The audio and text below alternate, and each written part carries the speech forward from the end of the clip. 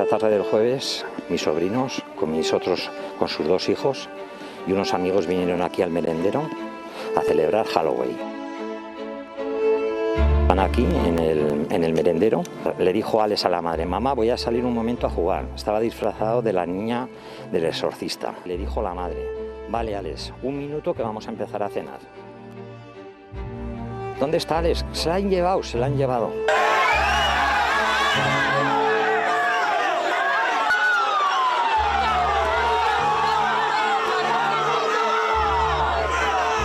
El asesino este ya lo tenía todo planeado y fue a por mi sobrino. Era un niño de 9 años, pero ha luchado como un hombre. Luchó hasta la muerte, hasta que el asesino le dejó sin respiración.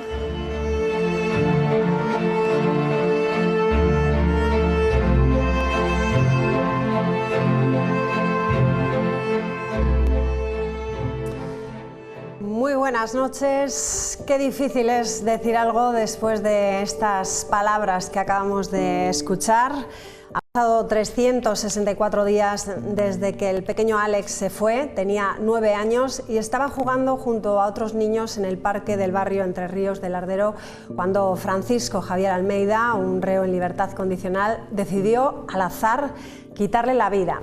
Desde aquel 28 de octubre de 2021 nos preguntamos cómo pudo pasar algo así. El dolor y el vacío por su ausencia siguen siendo una losa en el corazón de todos nosotros.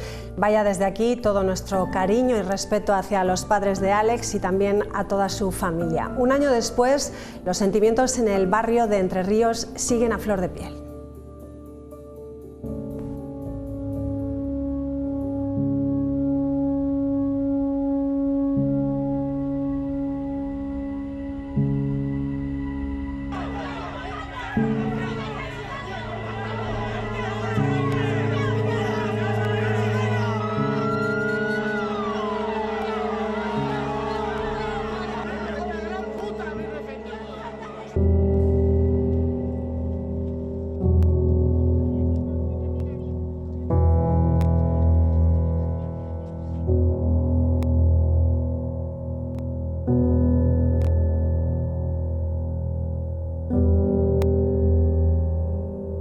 Quiero que este señor se pudra en la cárcel, porque ahora en estos momentos mi sobrino tenía que estar vivo y este señor ha truncado la vida, lo primero de mi sobrino y luego de toda mi familia.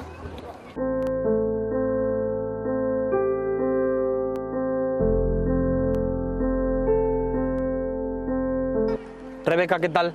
Soy Carlos de la 7 de La Rioja, gracias por atendernos, lo primero. Gracias. Quería hablar contigo, se cumple 1 año desde el asesinato de Alex y tú eres madre de uno de los niños que estaba allí esa noche.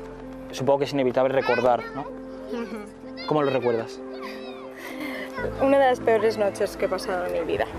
Yo salí en ese momento de trabajar, una madre entró donde estábamos, en el bar que estábamos, a pedir ayuda porque decían que a un niño se lo había llevado un señor. Y yo en ese momento, como mi hijo había estado en el parque, pues le llamé y pregunté si sabía algo de este nene. En cuanto le pregunté, él ya me dijo: mamá, ha sido el hombre del banco, el señor del banco.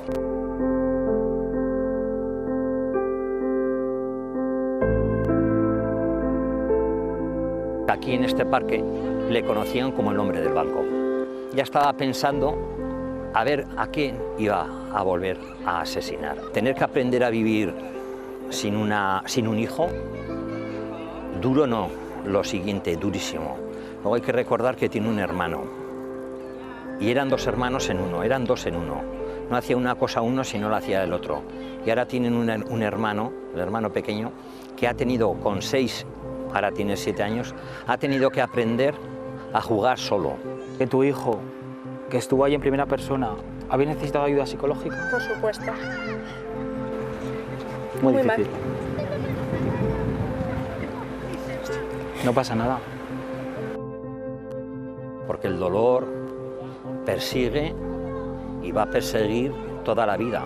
Dejar a sus 2 hijos jugar con el resto de los críos y que en cuestión de 2 minutos sea para ellos y para el resto de la familia y para el resto de España uno de los días más trágicos que ha habido en este país. ¿En casa cómo se habla esto? Pues yo lo intento hablar como me fue diciendo la psicóloga, a nosotros nos dijeron... Supongo que te dan unas pautas. Exactamente, cómo teníamos que hacerlo. Cuando salió el documental también, mi hijo no lo ha visto, claro está. Pero bueno, yo siempre en ese sentido he seguido los pasos que me ha dado la psicóloga y ya está. Rebeca, muchísimas gracias por tu atención. A vosotros. Ha sido un placer. Mucho ánimo en estos días, que se llenan de recuerdos. Y gracias de nuevo, ¿vale? Gracias a ti. Chao. Esperemos que salga al juicio pronto, que este asesino le caiga la pena de prisión permanente revisable y, sinceramente, que se pudra en la cárcel.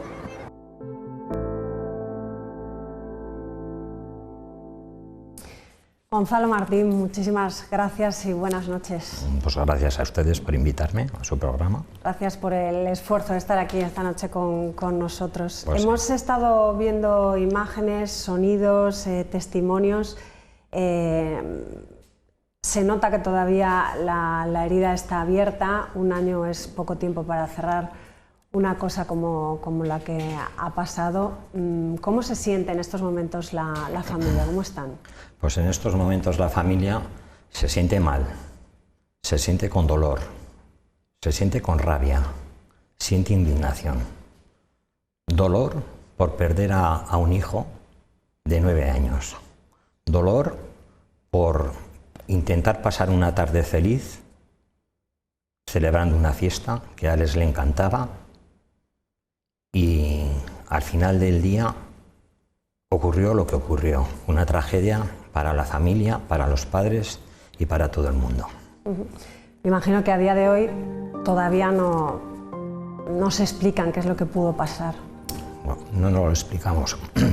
Hombre, a medida que pasa el tiempo te vas enterando de cosas. Ya no es lo mismo que cuando ocurrieron los hechos. Sí que es cierto que va a hacer un año, sabemos más cosas.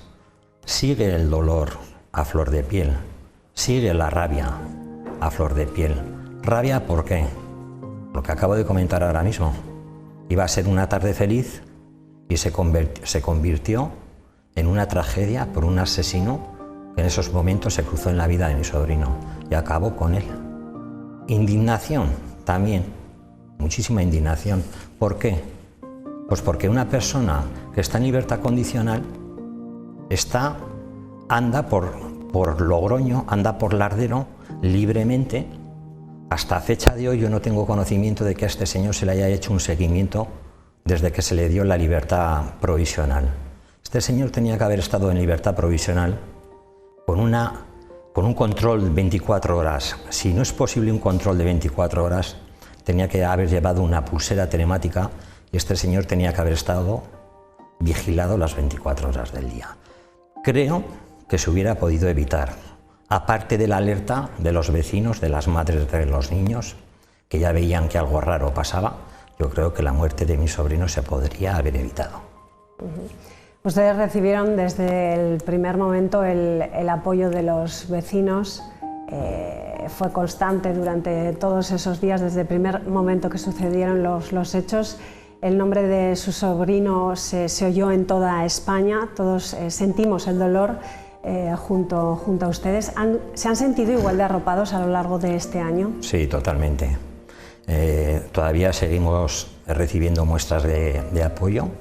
De hecho, esta que mañana se va a hacer un homenaje y por recuerdo de mi sobrino lo promueve la Asociación de Vecinos de Entre Ríos, lo cual mi familia va a estar ahí presente, yo también voy a estar presente y sí que nos sentimos arropados, nos hemos sentido arropados durante todo el año, porque yo he estado muchos días allá donde ocurrieron los hechos, desde el día que ocurrieron los hechos, y me he sentido totalmente arropado, tanto por la Asociación de Vecinos, por Logroño y por el resto de España.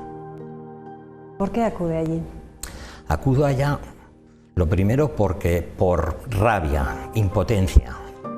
Y sí que es cierto que he acudido allá porque la sangre me decía que yo tenía que subir. Empecé a subir al día siguiente.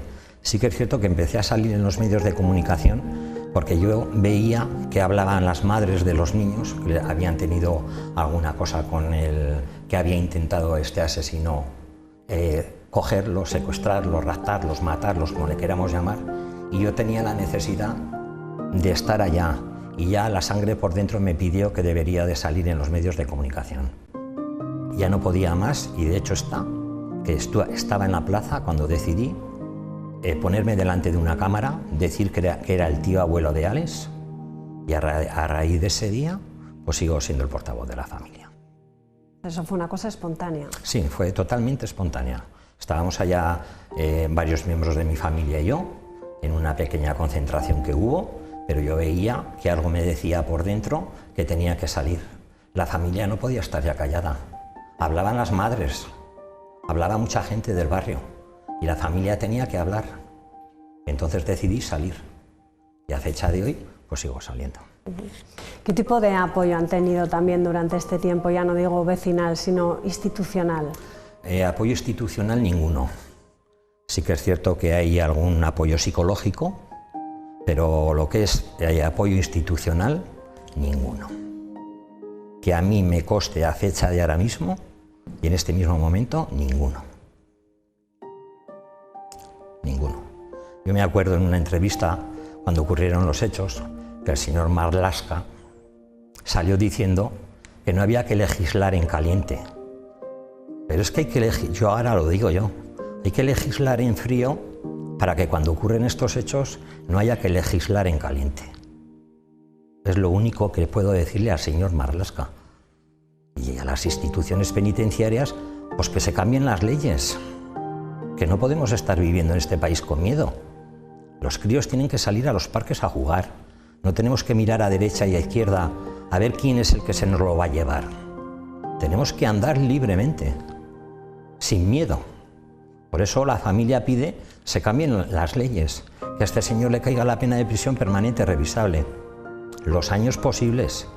Debe tener 57 años. Tiene que terminar en la cárcel. Mi sobrino, ¿dónde está mi sobrino? Mi sobrino hoy tenía que estar disfrazado, celebrando Halloween. Si no es hoy, sería mañana, sería pasado. Y mi sobrino, por desgracia, no está entre nosotros. ¿Qué puede pedir la familia? La pena de prisión permanente revisable. Es lo que pide la familia. Ustedes van a ser también responsables, ¿no?, al Estado de forma... Lo he leído hoy en una publicación. No tenía conocimiento de tal cosa, pero sí que es cierto que en temas jurídicos no quiero entrar, porque no entiendo de temas jurídicos. Para eso está la abogada que está llevando el caso, Alicia Redondo, de la Asociación de Clara Campo Amor, que es la que lleva el caso jurídico. Yo solamente me baso en apoyar a mi familia, querer lo mejor para mi familia, que Alex sea el último, porque siempre recalco que Alex somos todos. Entonces yo quiero que con la muerte de mi sobrino, que por desgracia no va a volver más con nosotros, no haya más casos como este. Que no tengan que pasar las familias por donde estamos pasando nosotros. Que es que voy a poner el presuntamente asesino de Alex, ya tenía unos antecedentes atrás. Había violado a una niña de 13 años, había matado a una chica de 26 años de una inmobiliaria. ¿Cómo se puede dejar a un individuo, voy a decir individuo por no llamarle bestia? Porque yo alguna vez he oído que este señor es humano, sí. En alguna entrevista alguien ha dicho que es humano. Nació humano, pero luego se fue convirtiendo en bestia. O no se sabe en qué. Es lo que pedimos, es lo que queremos. En alguna ocasión ha dicho que a usted le gustaría averiguar o que no le gustaría quedarse con ningún interrogante de lo que pasó aquella noche. No sé si ha conseguido ya descifrarlo. No me gustaría quedarme con ningún interrogante. Ya he dicho antes que a medida que va pasando el tiempo vamos sabiendo más cosas. Hay algún interrogante que va a ser muy difícil de saberlo, porque mi sobrino era un crío miedoso y en un principio se hablaba de que si se fue con él que le quería enseñar unos perros, unos pájaros.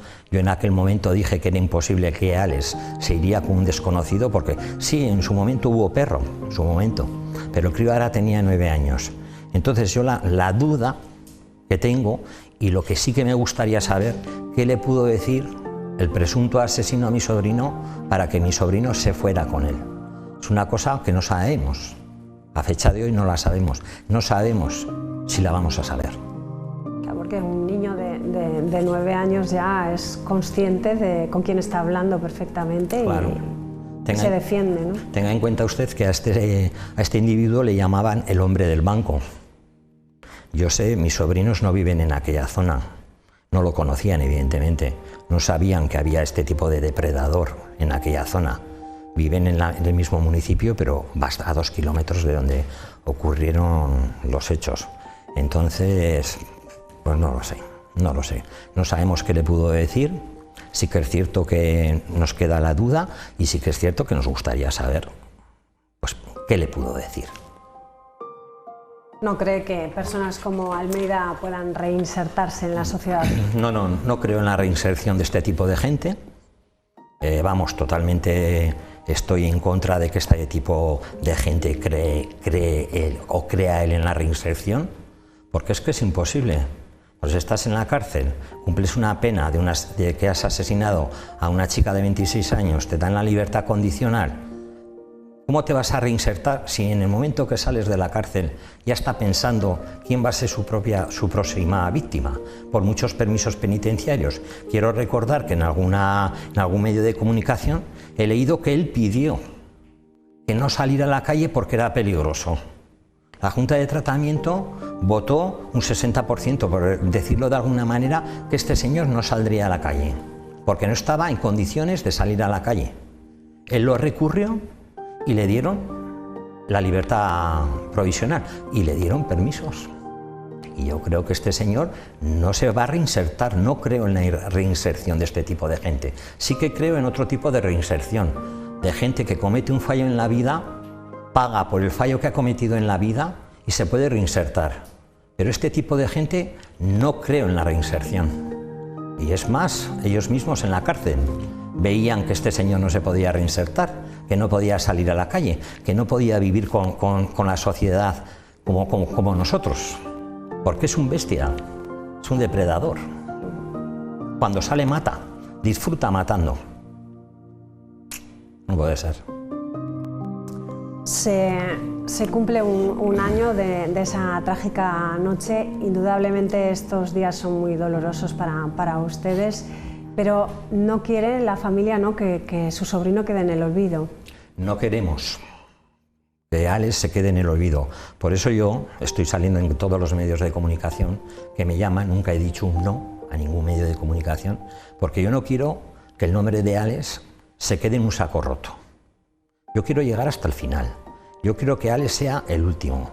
Y yo quiero recordar a Alex toda la vida. Hoy, porque cumple un año del trágico desenlace. Pero yo lo quiero recordar por y para siempre. Alex está con nosotros en todos los momentos. Ha pasado un año, pero donde quiera que esté, él sabe, nosotros sabemos que está bien. Y él nos manda mensajes, porque era un crío muy familiar. Él nos dice: os quiero, familia, estar tranquilos. Eso es lo que nos hace tirar un poquito para adelante, siempre y cuando uno sea creyente, como somos nosotros. Eso le iba a preguntar, Sí. ¿en qué se apoya usted, si ve la muerte de forma diferente ahora? Sí, la veo totalmente diferente. Yo ya era creyente de nacimiento o por naturaleza, como le quiera llamar, pero desde que ocurrió lo de Alex, sí que veo la muerte de otra manera. Y siempre lo he dicho y lo diré. Alex está en un sitio especial, porque la persona o el crío o el hijo que es especial se merece un sitio ahí arriba si verdaderamente existe, que yo creo que sí que existe. Alex está en un sitio privilegiado y nos está viendo y quiere que luchemos y quiere que no estemos tristes, porque él era muy alegre. Nosotros, si estamos tristes, también nos reímos, también nos reunimos, también hay más críos, hay más sobrinos. Entonces, por los críos hacemos cosas que parecerían impensables que una familia lo pueda hacer, pero lo tenemos que hacer porque hay más críos. Y él quisiera que estaríamos contentos y felices, porque él era muy alegre y él además animaba mucho a la familia. Cualquier mensaje, cualquier WhatsApp te decía, o cualquier cumpleaños de la familia: felicidades, gracias familia, os quiero. Era así, Alex era muy especial. Hay que recordar las cosas bonitas, ¿no? de los niños. Claro, yo nunca hubiera pensado que yo me iba a disfrazar en Halloween, yo no creía en esa fiesta y él me hizo disfrazarme y disfrutaba con él. Yo dejaba a las personas mayores a un lado y me marchaba con los críos a bailar, porque Alex era una bomba, hacía teatro, bailaba. Bueno, ¿qué voy a decir? Una maravilla. ¿Tiene ganas de que llegue ya el juicio? Sí, tengo ganas porque yo creo que una vez que pase el juicio, la familia vamos a tener que poner un punto, no voy a decir final, pero vamos a poner un punto y seguido. Nos va a cambiar la forma de vivir, porque ahora seguimos todavía hasta que se celebre el juicio, pues con mucho dolor. Una vez que pase el juicio, se tendrán que calmar un poco las aguas, habrá que recordar a Alex cómo era Alex, y mis sobrinos tendrán que seguir viviendo, tirar para adelante, sobre todo por el hermanito y sobre todo por ellos, que es un matrimonio joven. Y tienen una edad que les queda una larga duración de vida. Tienen un hijo de 7 años, con un proyecto de futuro como lo tenían con Alex también. Entonces ahora tienen que luchar por el hermano pequeño. Que sea feliz, que no sufra como está sufriendo el hermano pequeño. Y nada más, nada más. Es lo que nos toca. Lo que sí que quiero es que, de verdad, que Alex sea el último. Mi guerra, mi lucha, va a seguir, voy a estar siempre ahí hasta el final. Y yo sí que me gustaría que se cambien las leyes, que este tipo de gente no salga de la cárcel, que no se reinserten. Podría decir muchas cosas. Pues me quedo con las palabras bonitas, que Alex sea el último y que no se repita más. Así espero. Gonzalo Martín, muchísimas gracias por estar con nosotros. Por invitarme y por darme voz. Gracias, mucho ánimo. Gracias. Gracias.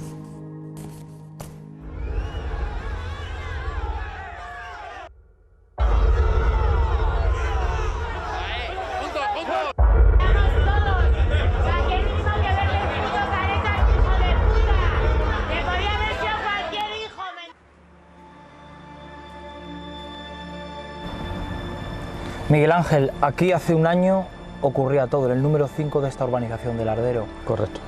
Cuéntame, ¿cómo empezó todo? ¿Ya recibisteis una llamada? Esto se inicia con una llamada telefónica de alerta donde nos comunican que ha desaparecido un menor y a partir de ahí lo que se hace son unidades de policía local de Lardero y de Guardia Civil, empezar esa búsqueda en la que colaboran también ciudadanos de esta localidad.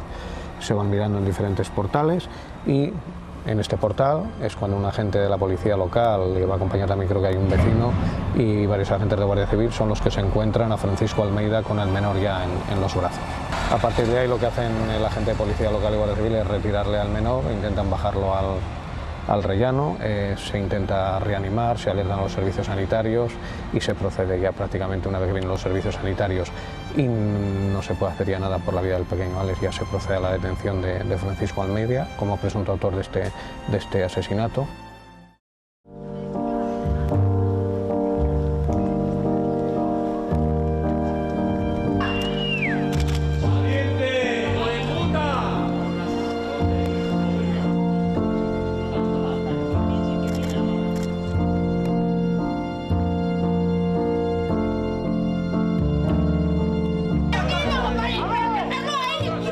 Aquí se vivieron momentos de muchísima tensión porque una vez que se cogió la voz de que el pequeño había fallecido, podemos imaginar a 200, 250 personas aquí en este lugar pidiendo justicia y pidiendo que se entregue a Francisco Almeida. También tenemos que tener en cuenta que Francisco Almeida es una persona que está muy curtida porque ha pasado muchos años en prisión y él sabe en todo momento que nadie le va a poner la mano encima porque está la Guardia Civil para protegerlo. O sea, él no tiene ningún tipo de temor cuando oye esos gritos, esos insultos. La policía llega hasta este punto, se encuentra a Almeida con el menor en los brazos. ¿Cómo está él? ¿Qué dice? Él no dice absolutamente nada. Él no dice nada. Ten en cuenta que Almeida, lo que te he dicho, es un tío curtido, que se la sabe todo. Son esos años de experiencia en prisión. Y él, pues es que estamos ante una persona, digamos que esa mirada, ¿no? Esa mirada fría, vacía, carente de cualquier tipo de expresión o sentimiento. Lo que se monta, digamos, es un señuelo, ¿no? los ciudadanos están aquí, casi cerca de 250 personas que piden la cabeza. Ya ellos creen que Francisco Almeida va a salir por aquí, por el garaje, pero a Francisco Almeida no se le saca por el garaje. Salió un vehículo patrulla donde el ciudadano cree que está Francisco Almeida y es ya, bueno, pues una vez que se va ese vehículo, cuando ya parece que se empiezan a calmar un poco los ánimos.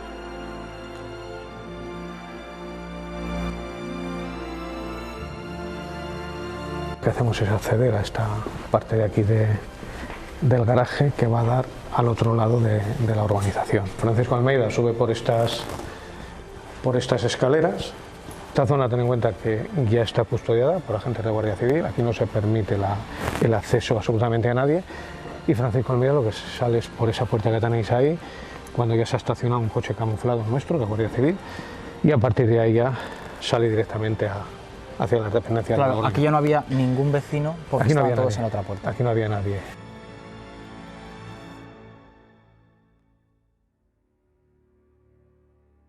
La pregunta es, ¿por qué un hombre que ya era reincidente, que supongo que de instituciones penitenciarias sabían que vivía aquí, por qué la policía no lo sabía? ¿Debería haberlo sabido? Bueno, eso es una pregunta que yo no te puedo responder.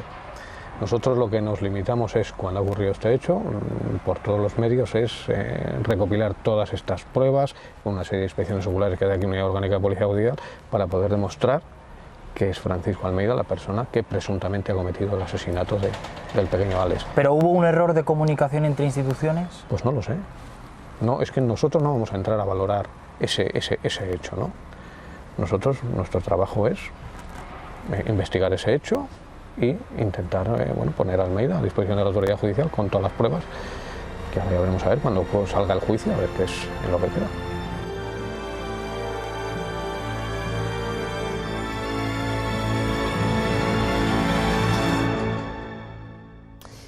Bueno, pues vamos a analizar lo que pasó y cómo están las cosas en este momento. Son las 9:34 ya de la noche, seguimos aquí en directo en Punto de Encuentro y vamos a saludar ya a la mesa y a presentarles a los que nos acompañan esta noche. Está con nosotros Miguel Fuentes, es el responsable de la investigación, teniente de la Policía Judicial de La Rioja. Buenas noches. Buenas noches. Bienvenido. Gracias. Está también con nosotros Carlos Ruiz, abogado. Buenas noches. Buenas noches, Bienvenido. María. Y está también con nosotros el psicólogo Juan Cruz Rada. ¿Qué tal? Muy buenas Hola, noches. buenas noches. Bueno, en primer lugar me gustaría preguntarle al teniente ¿cómo se vivió, cómo recuerdan ustedes ese momento que fue tal vez el más tenso cuando explicaba Miguel Ángel, el responsable de comunicación de la Guardia Civil, en el que tuvieron que contener dentro de lo que cabe a todas las personas que estaban allí pues esperando, si pudiesen, para apalear a esta persona? Sí. Pues sí, fue tenso, porque normalmente en este tipo de investigaciones, a pesar de su complejidad, no estamos acostumbrados a tener que desdoblarnos en dos escenarios, lo que es la escena del crimen y la guarda del perímetro. Entonces, hubo que establecer una estrategia para contener, evitar que hubiera una invasión del escenario y de la zona donde estaba la persona que ya estaba detenida, y por otro lado ir valorando si la situación podía representar un peligro para la integridad de las personas, del detenido, los agentes, etc. Conforme iba pasando el tiempo, bueno, pues la gente no se calmaba y finalmente se optó por la evacuación. Y como ha comentado el portavoz de la Guardia Civil, pues a través de un señuelo, bueno, pues se pudo evacuar de manera exitosa, puesto que al final no hubo ningún incidente. No tuvimos que reflejar incidentes ni contra los ciudadanos, ni contra el detenido, ni con los agentes, ni nada, con lo cual, bueno, pudo la cosa, digamos, llevarse adecuadamente. Estamos hablando de Francisco Javier Almeida. Es un hombre con antecedentes por una agresión sexual en 1993, un delito por el que se le sentenció a 7 años de prisión, por asesinato y agresión sexual en agosto de 1998, cuando fue sentenciado a 20 años y 10 años respectivamente. Y también en 2020 recordamos que fue trasladado desde la prisión del Dueso al centro penitenciario de Logroño. Obtuvo entonces la libertad condicional el 8 de abril de 2020. Allí llegó a esa zona de Villapatro a vivir justo cuando la condena se extinguiría el 17 de agosto del año 2023, del año que viene. Estamos hablando de una persona con este perfil que decíamos que en el momento en el que ustedes lo encuentran, pues, una persona que no dice nada, totalmente fría, ¿no? Se acogió a su derecho de no declarar. En todo momento mantuvo silencio y sí, estuvo tranquilo. Y nosotros hicimos nuestro trabajo de procesamiento de las escenas, de aseguramiento de todo lo que consideramos que podían ser evidencias importantes y ponerlo a disposición judicial y poco más. Juan Cruz, como psicólogo, ¿cómo define a estas personas? Las personas. A ver, aquí hay, yo por matizar varias cosas, yo creo que hay aspectos que hay que tener en cuenta. Es decir, trazar un perfil de una persona que comete un asesinato como este, que es un asesinato absolutamente incomprensible para los demás, no considero, tampoco es mi especialidad, yo no soy psicólogo forense, que sea lo que más le puede preocupar a la población en general. Sí que tenemos que aprender o que entender que este tipo de situaciones se pueden dar, que tenemos que tratar de evitarlas por todos los medios. Estoy totalmente de acuerdo con muchas de las cosas que ha dicho Gonzalo y creo que ha hecho una exposición creo que muy equilibrada para lo complicado que es a nivel emocional esta situación para la familia, y va con ellos todo nuestro apoyo, cariño desde el Colegio de Psicólogos, pero trazar el perfil, cuidado, tenemos un riesgo. Yo de hecho recomendaría decir lo mínimo posible o no decir el nombre. Estamos en una sociedad en la que, y esto en Estados Unidos está tremendamente estudiado, pueden surgir imitadores, puede surgir gente que incluso simpatice con este tipo de personas, y esto es muy peligroso. Si queremos evitar que esto no vuelva a suceder, si queremos que estas situaciones se minimicen y nos acerquemos a una situación de 0 casos, lo primero que tenemos que entender es que no podemos dar protagonismo a este tipo de personajes, porque es una de las cosas que buscan. La segunda, ellos no van a empatizar con nuestro dolor, no van a empatizar con nuestras emociones. Ellos solo buscan su satisfacción personal. Definirlo en sí yo creo que es lo menos relevante. ¿Por qué? Porque podríamos decir cosas que alguien las puede encontrar hasta como positivas, y no quiero que nadie considere que este perfil pueda ser imitado o deba ser admirado de ninguna de las maneras. Hay profesionales, psicólogos, que se encargarán de él, de trabajar, de trazar el perfil. Luego instituciones penitenciarias dirán si tiene alguna capacidad de aprendizaje, de mejora o no. No lo sé. Yo sí sé que en este caso, como en muchos otros, a los técnicos muchas veces es a los últimos que se les escucha. Y eso sí que es una cosa que considero que hay que reivindicar. Es decir, no podemos dejar todo en manos de las leyes. Las leyes tienen que trazar unos límites, pero hay ciertas consideraciones que son técnicas. Igual que escuchamos una valoración técnica de un arquitecto, de un ingeniero, cuando estamos hablando de una edificación o de una obra, tenemos que escuchar cuando los psicólogos en un momento dado están dando unas recomendaciones. Luego las leyes pondrán las limitaciones. Lo que no puede ser es que retiren las limitaciones. Esta es una situación que sí que tenemos que empezar a tener en cuenta y que hay que trabajar muchísimo con este tipo de situaciones, porque en España hemos hecho un poco la estrategia del avestruz. Esto pasa fuera, estas cosas son de las películas, estas cosas son de las telenovelas, y estas situaciones, este tipo de personas existen. Y lo que hay que hacer es evitar que pase, minimizar los riesgos y, a ser posible, llegar a una situación de tasa cero. Y además creo que asociaciones como Clara Campoamor lo trabajan muy bien, y esperemos pues que este sea el último caso, por lo menos como objetivo. Carlos, voy contigo. La pregunta que sigue en el aire, yo creo que todo el mundo sigue insistiendo, y es la misma desde hace un año. ¿Cómo una persona en libertad condicional con esos antecedentes puede vivir y le dejan vivir frente a un colegio y frente a un parque? Bueno, lo primero que hay que decir es que hemos oído a Gonzalo y es muy fácil empatizar con el dolor de Gonzalo. Y ha dicho, como ha dicho Juan Cruz, unas frases para mí muy profundas. En concreto a mí me ha gustado esa referencia que ha dicho de que hay que legislar en frío para evitar tener que legislar en caliente. Es una frase que me la he apuntado porque además me gusta y la podemos utilizar nosotros como profesionales. Y en concreto, y respecto a la pregunta que tú me haces, es precisamente por eso, porque cuando se legisla en frío no se tienen en cuenta las circunstancias concretas que ocurren, como es este caso. El perfil que ha hecho Juan Cruz y la descripción que ha hecho el teniente respecto a la actuación de este señor me invita a pensar que tiene esa capacidad para poder engañar y convencer a un sistema que es imperfecto, porque el sistema penitenciario español se trata de acercar a la perfección como todos, pero obviamente es imperfecto porque es humano. Entonces hay una junta de tratamiento que es la que determina siempre si una persona está capacitada para integrarse en la sociedad. No sé exactamente la cantidad de permisos de los que disfrutó este sujeto, pero está claro que disfrutó de unos permisos e hizo buen aprovechamiento de ellos, supuestamente. A lo mejor estaba sembrando para lo que luego ocurrió y desgraciadamente pues nos ha traído hoy a esta mesa, ¿no? Pero lo cierto es que este señor o engañó o reunió de alguna manera los requisitos para que la Junta de Tratamiento determinara sus circunstancias. Y es que el sistema jurídico español no permite, por ejemplo, que este señor, aunque nos encantaría que fuera así, pero que este señor sea vigilado, salvo que esté dentro del centro penitenciario. Cuando este señor tiene la libertad provisional, se le hacen unos mecanismos de control, se le visita, se comprueba si está o no está trabajando, se comprueba si esta persona pues está en una habitación viviendo, si vive en un piso. Y se trata de hacer lo que dentro de la justicia y del Código Penal es esa rehabilitación. No se piensa en la víctima o en las posibles víctimas que luego hemos tenido, sino que se piensa que esa persona a lo mejor puede reunir los requisitos para volverse a integrar en la sociedad. Obviamente este señor no lo reunía.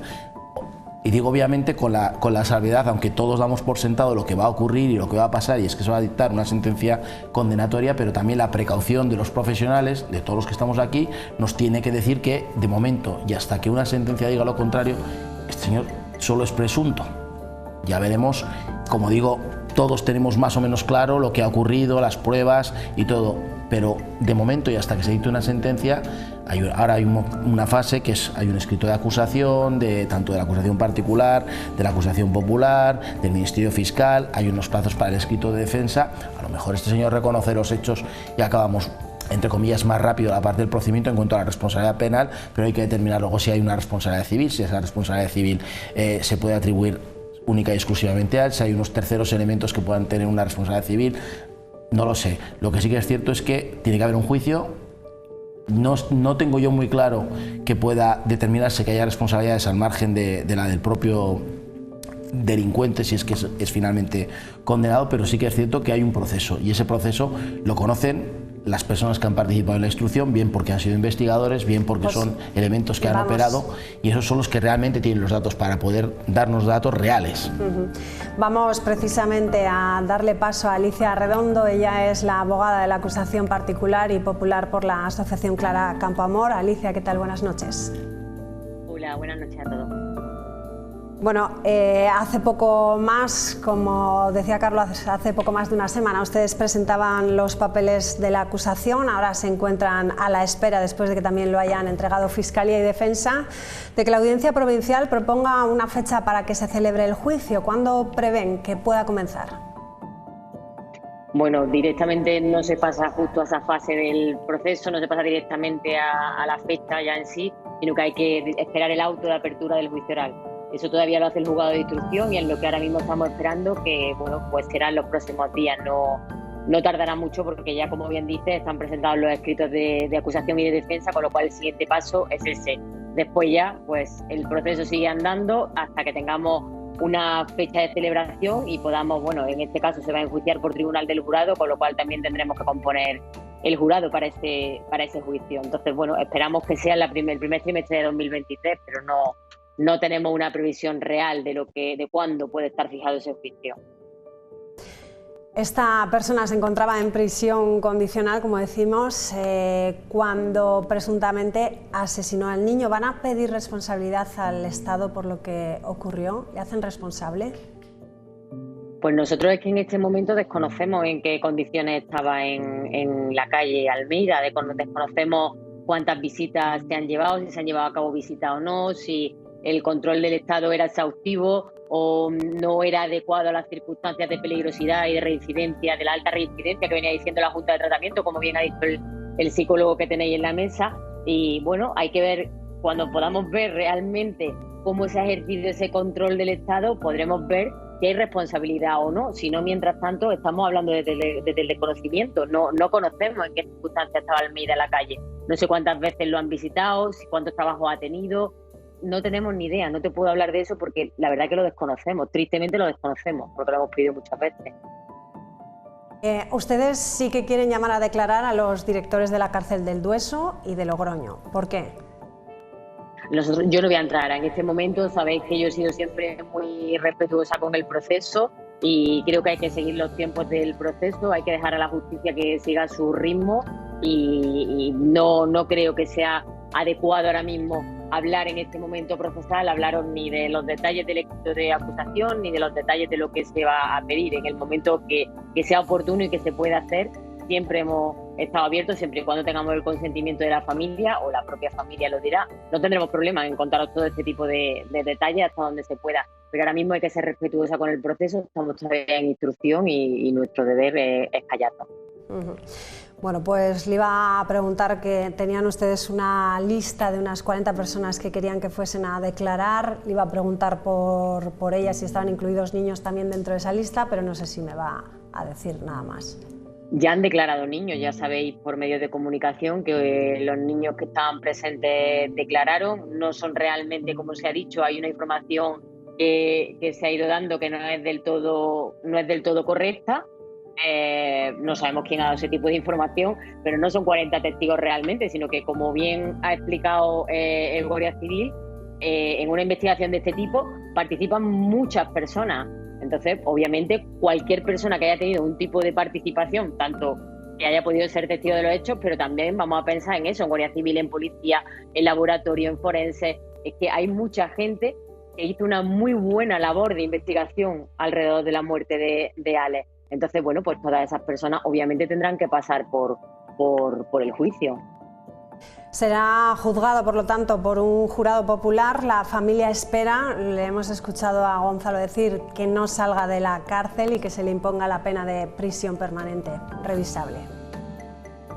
Ojalá. Yo simplemente desde aquí lo que quiero es que mañana, cualquier día, la familia está mal, porque cualquier día se nota la pérdida de Alex, pero sí que es verdad que si mañana todos podemos acordarnos, aunque sea un minuto de Alex, para poder darle fuerza a esta familia y que sientan que estamos sosteniéndolo y que de alguna manera todos como sociedad y cada uno con nuestro granito de arena estamos apoyándolo, pues seguro que el día de mañana le es un poquito más fácil de lo que debería de serle. Pues Alicia Redondo, un placer y muchísimas gracias por atendernos esta noche. Gracias. A vosotros, muchas gracias. Adiós. Nos vamos un momentito a publicidad y enseguida regresamos.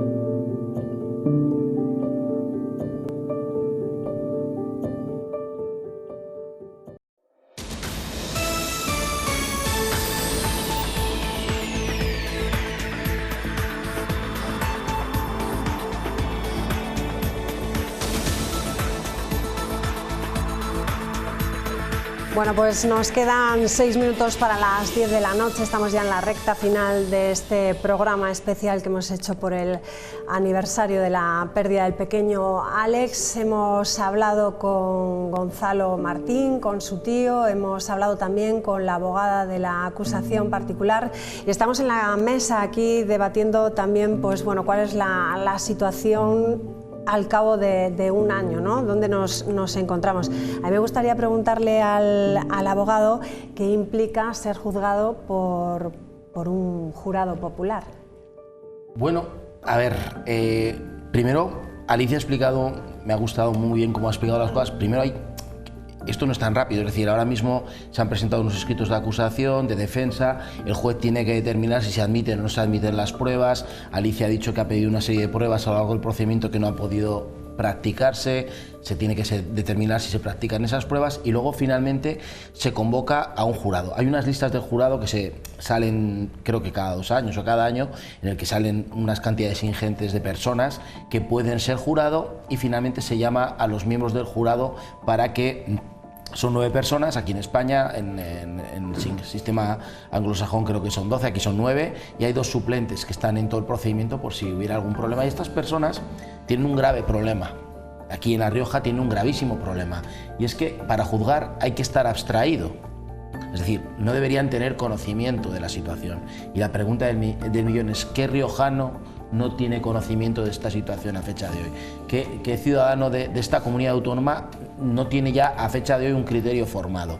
Y eso implica que probablemente, y estoy haciendo una hipótesis, el jurado puede estar previamente contaminado. Cuando llega el momento en el que se seleccionan a los miembros del jurado y cada parte tiene unos descartes, es decir, el Ministerio Fiscal y la acusación particular tienen una serie de descartes, personas que no pueden entrar en el jurado, la defensa tiene unos descartes de personas que no pueden entrar en el jurado, y la cuestión es que, primero, nadie quiere ser jurado en un asunto como este, a nadie nos gusta ser jurado, por mucho que te paguen, no hay dinero que pueda pagar la responsabilidad de una condena o una absolución en un caso.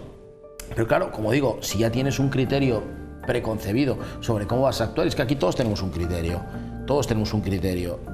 desde la familia, nosotros, entonces es muy complicado. Yo la posición del jurado en España es un experimento relativamente reciente, la existencia del Tribunal del Jurado, pero yo creo que es mucho mejor que un tribunal preparado, y hablo de unos magistrados como los que tenemos aquí en la Audiencia Provincial, que se pueden realmente abstraer de la realidad, porque van a ir a juzgar única y exclusivamente los hechos que se han llevado a través de la instrucción, la prueba que se pueda practicar en el plenario, y estas personas sí que están cualificadas para determinar sobre la culpabilidad de la inocencia, porque al final hemos hablado con Alicia, que es una grandísima abogada y que va a tratar de presentar las pruebas de tal manera que el jurado entienda que la condena sea lo más elevada posible, la condena penal.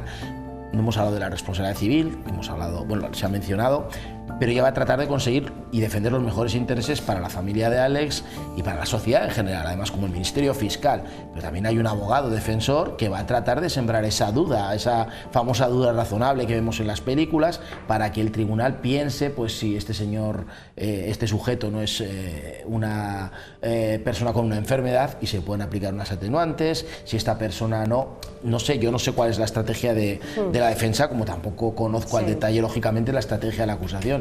Yo soy abogado defensor, siempre tratamos habitualmente de plantear posibilidades que puedan ser atenuantes o eximentes, que reduzcan la condena. Esa es nuestra obligación como profesional. Entonces, a lo mejor un jurado no es capaz de llegar a una condena tan unánime como nosotros lo podemos ver aquí ahora. Con todo lo que conocemos, todas las partes, parece como muy claro, pero un jurado tiene una responsabilidad muy grande, es más complicado. Yo soy muy poco partidario del uso del jurado en el sistema procesal español. Yo creo que los tribunales están perfectamente cualificados para tomar y dictar unas resoluciones acorde a la realidad, conforme a las pruebas que se van a llevar por las partes y la que se pueda practicar, como digo, en el plenario. Y yo creo que el jurado tiene un gran papel y complicado papel, y en La Rioja mucho más complicado. Igual mejor en Madrid y en otras ciudades es distinto, pero aquí en La Rioja me apetece y se me antoja como algo muy complicado. Pues precisamente, como dices tú, poca gente aquí en La Rioja no conocerá este caso. Los vecinos han preparado un homenaje que tendrá lugar mañana a las 8:30 de la tarde en esa plaza de Entre Ríos, en Lardero. El pequeño, como dices, sigue muy presente entre todos los vecinos. Abel, sí, soy encantado, Carlos, encantado. Bueno, cuéntame qué estáis haciendo, un homenaje a Alex, claro, ¿verdad? Estamos preparando un pequeño homenaje para hacer una concentración y homenaje por el aniversario que hace del trágico suceso de Alex. Durante este año yo creo que no se ha dejado de hablar de lo que pasó.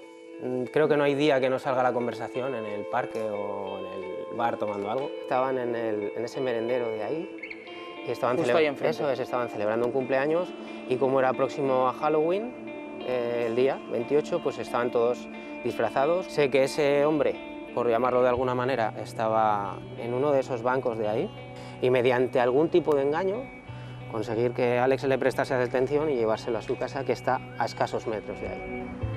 Abel, este es el portal donde vivía este individuo, y esa es la ventana de la escalera donde él se asomaba. Sí, él se asomaba y así pues vigilaba a los críos, vigilaba a todo. Y es más, hay una foto, es la típica foto, la famosa foto que ha ido circulando por todas partes, que incluso una nena de las que le increpaba fue la que se la sacó. Haciendo que se echaba un selfie, se la sacó. ¿Qué se siente cuando descubres que tu vecino es un asesino y que ha matado a un niño? Impotencia. Impotencia, frustración, rabia, brutal. ¿Cómo alguien puede hacerle algo a un crío? Y cómo la la justicia puede dejar que gente de este tipo, de acuerdo que ha cumplido su condena, pero ¿cómo los pueden dejar sin vigilancia o sin esa vigilancia específica para que no vuelva a ocurrir?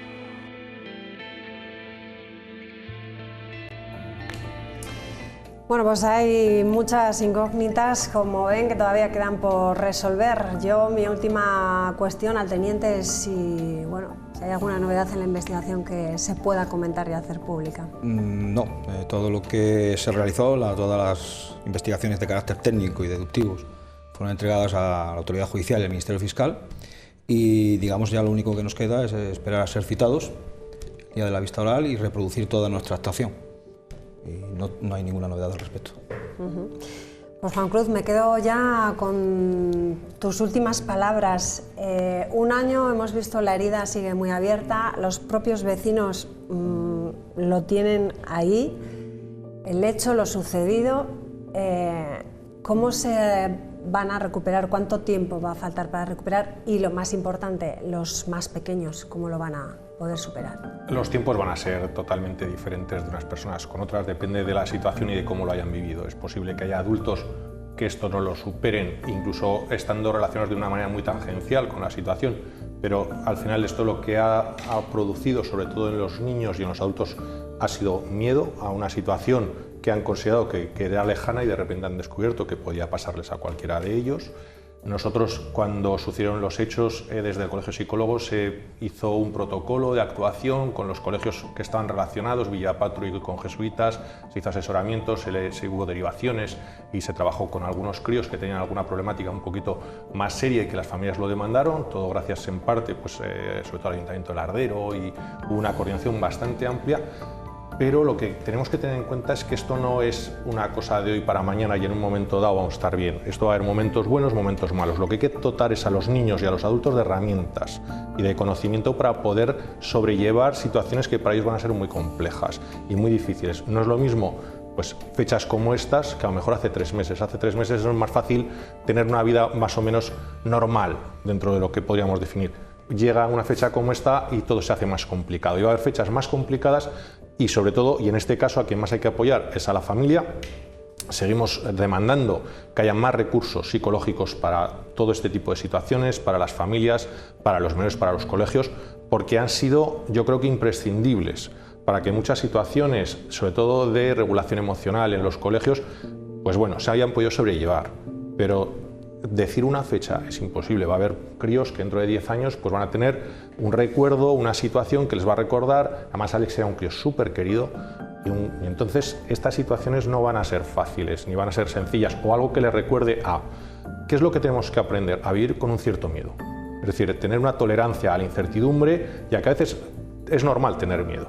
Y a partir de ahí, decir, tengo miedo, lo hablo, aprendo a compartirlo y a ventilar un poquito esas emociones y recoloco la situación, porque el problema es que muchas veces esta situación la tenemos más o menos creada. Hay muchos niños que nos hemos encontrado con que su recuerdo estaba creado por lo que les han contado y eso les genera un pánico tremendo. Los adultos aquí sí que somos imprescindibles, es decir, tenemos que darles no solo apoyo, sino no crearles más miedo del que ya la situación ha generado. Y por eso sería importante el establecer protocolos y educar a los adultos también en este tipo de situaciones. Pues nos quedamos con ese mensaje último y final. Gracias a los tres. Gracias. Muy amables y gracias por acompañarnos esta noche. Nosotros nos vamos. Les recordamos que mañana en la Plaza Entre Ríos de Lardero sus vecinos, familiares y amigos rendirán un homenaje al pequeño Alex cuando se cumple un año de este trágico y doloroso suceso. Nosotros nos sumamos también desde aquí a ese homenaje. Pasen buena noche y nos vemos el lunes. Adiós.